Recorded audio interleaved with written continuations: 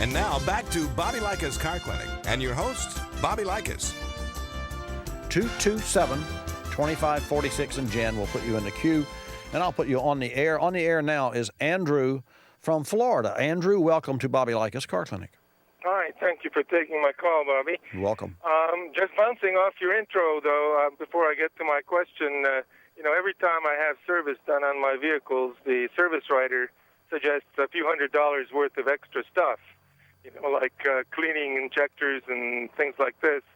My question is, can you trust these folks, or is there some way to know what is really for real or what is just making business for these guys? Can you trust your doctor and have you do it? Do you have a... Being one myself, I can trust my doctor.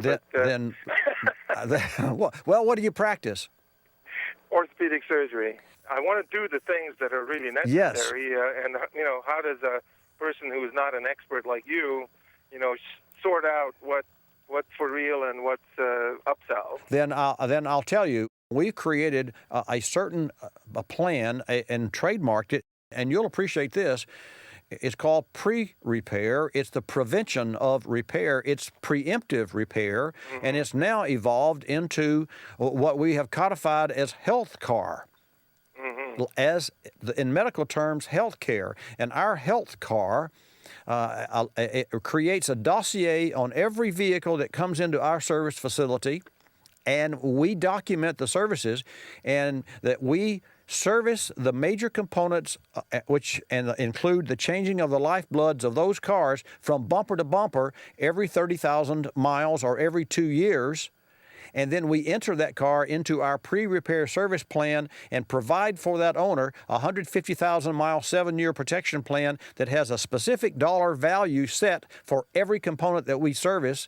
And I will tell you, Andrew, not only does it work, but our failure rate, or our patients who died, radiators and or transmissions, is 0.1% for the last 3 years, and we have some 40 months of monthly reports on every facet of our operation, including data collection at the service desk, including customer sat surveys where people call in and give us from 1 to 5, and 5 being the highest.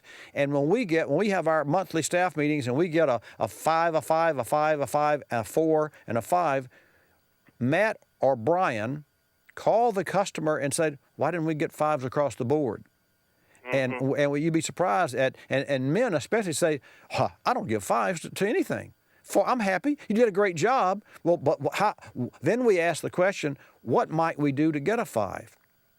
And that's working for us. And in a down economy, we have cars and customers that are coming in, and we're repairing their automobiles. And I want to finish the little $2,000 story, because we turned that business away. This gentleman wanted to fix his truck up for his daughter, and $2,000 would only get this car running at best, and it would be back in for another $500, and we turned away, in a down economy that we actually could use the work, we turned away a $2,000 job on a 78 Chevrolet pickup, because we told the customer, we cannot give to you and provide for you a job that we could be proud of and that we have the confidence in, and especially with you giving this vehicle to your daughter.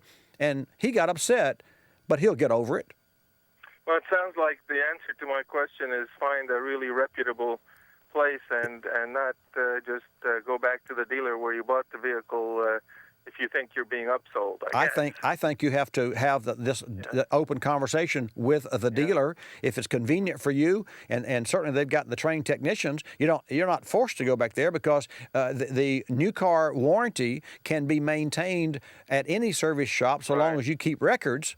But so Andrew, I would say to have the same conversation that you and I had with the service provider, and I wouldn't do this at 8 o'clock in the morning when they've got 40 cars lined up, or 4 cars. I'd wait until 10 a.m. on some morning, on maybe one of your off days, if you ever get off. You're a doctor, so I can appreciate that.